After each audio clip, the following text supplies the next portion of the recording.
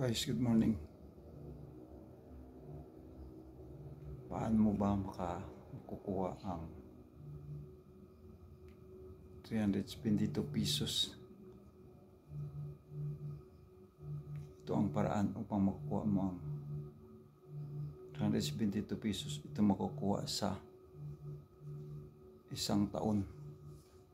Ito magsimula lang araw-araw. Magtago ka ng piso. Yung piso sa isang buwan 31 peso kasi 31 days itong araw. So pagdating na ng 12 months o 1 year, ang yung naipon nga piso maging 322 peso at pwede ka na makapagsimula ng maliit nga negosyo o small business dahil lang sa ipon araw-araw. Ito isang tip sa aking mga viewers, kahit ano yung trabaho, tricycle driver ka, subukan mo po magtago ng piso araw-araw. Itong paraan upang magsimula ng small business at hindi ka na maghanap pa ng utangan ng pera kasi mayroong small business ka na. Sa simula lang sa piso, hindi ka na mawalaan ng pera kasi araw-araw tumatago kayo ng piso. So guys, subukan nyo po at subukan na ito.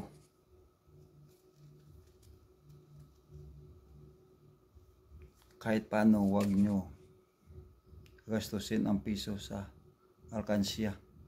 Piso lang yan. Magsimula na tayo guys. O viewers, o mga friends, famous friends, kaibigan, at hindi kaibigan, mapanood kayo sa akin ng vlog video. Tip ito kung paano tayo makakuha ng pera sa loob ng o makaipag-ipon ng 372 piso sa isang taon. At kung yung tinatago araw-araw 5 piso o 10 piso, malaki-laki na yan pagdating ng 1 year. Pero mahirapan tayo kasi driver lang ang yung hanap buhay ta. Pwede tayo makapag driver or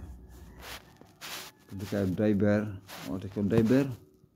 Tingnan nyo po itong aking panood ng video at sundin nyo ito po kasi po ito magsimula lang. Tingnan nyo po, simulan nyo po January po hanggang January nga darating ang yung piso maging 372 na yan, 332 piso. Kasi po araw-araw tumatago kayo ng piso lang araw-araw. Hindi bigat hanapin ang piso. Pag mayroong piso, 10 piso ka, tago ka na ng ipon ka na ng piso sa iyong alkansya. Simulan nyo po, walang mawala sa iyo kung subukan mo ito po tip, itong bagong tip namin at almost 1 year na ito na amin ginagawa. At ngayon naturo ko ito sa aking vlog video upang kahit paano makatulong tayo sa mga tao sa mga teknik kung paano maghanap ng pera at magsimula ng business na hindi na tayo maghanap pa ng pera. Kasi tayo nag-iipon araw-araw lang ng piso. Piso lang po ang dahilan guys, all viewers, all friends in my YouTube channels. Subukan nyo po, walang mawala sa iyo ang piso. Mas mahal pa yung isang sigaret o isa ka sigarilyo, mahal pa yan. 3 piso ang o 5 piso o dalawa. Ito mas mamura, hindi mabigat hanapin. At pag mayroong manap kayong kain pulang piso o nagtatricycle kayo, ang binabayad ng mga nagsasakay sa mga pedicab tricycle, pinakamaliit 10 piso sa 20 piso. So yung piso, sipirit mo yan at itago sa alkansyas o ipunin mo yan. Pagdating dyan ng 1 year, manging 372 pesos na yan. Pwede ito na yan makapagsimula ng small business o maliit nga negosyo. So ito po ang tip, maganda ito, subok na akin at mga kaibigan ko. Tingnan nyo po, magtago ng piso araw-araw. Within sa isang buwan, 31 days.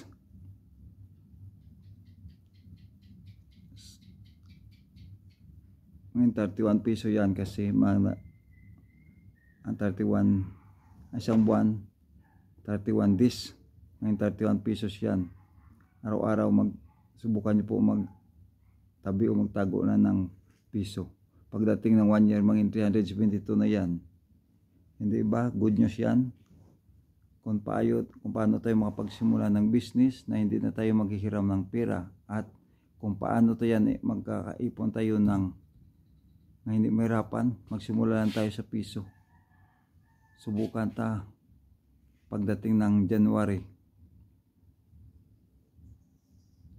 Kunin tayo yung ating naipon, 372 pesos na yan. Pag 5 kapiso yung naipon o 10 pesos, malalaki na yan. Para hindi mahirap masyado. Kasi hirap ngayon maghanap ng pera. Magsimula lang tayo sa piso, ang 10 piso o 5 piso, kung ano ng piso, mayroong 4 na piso ka pa na iwan, itabi. So ipasok mo yung piso sa alkansya. Pagdating ng 1 year, mayroong 372 piso kagad. Yung pera naging 372 pesos dahilan lang sa pagsimula lang ng pagtabi o pagtago ng piso sa iyong alkansya araw-araw.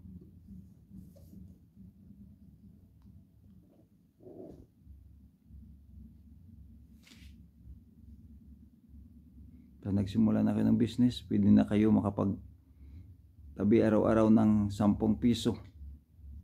Malaki na yan pagdarating na ng 1 taon. So guys, good morning, God bless you. I hope nga subukan nyo ito, ang aking vlog video na magtabi tayo ng piso simula ng January, the month of January 2025 na yan. Kahit anong taon, basta mo simula tayo ng January at kunin tayo yan pagdating ng January 1, maging 372 piso. At ito po ang dahilan na simula ng taong pagyaman. Kasi ito po, nagsimula lang po sa maliit. At pagdating ng panahon, hindi mo lang alam, hindi ka na manghihiram ng mga kailangan mo sa bahay mo. Kung maliit na yung sahod, subukan mo po magtabi ng piso araw-araw. At makikita mo po yung goal makukuha o matutupad, yung dream na gusto mo po yumaman, kasi mayroon ka ng punan kahit maliit lang. Piso lang po itabi mo po. Ito na po ang pagsimula ng iyong pagbago ng buhay. God bless you and good morning. Shout out all viewers and YouTube subscribers. God bless you. I hope nga kahit paano patulong at bukas maghanap naman tayo ng ibang mga tip upang kahit paano mayroon kayong makukuha dito o matutunan sa aking YouTube channel. God bless you and good morning.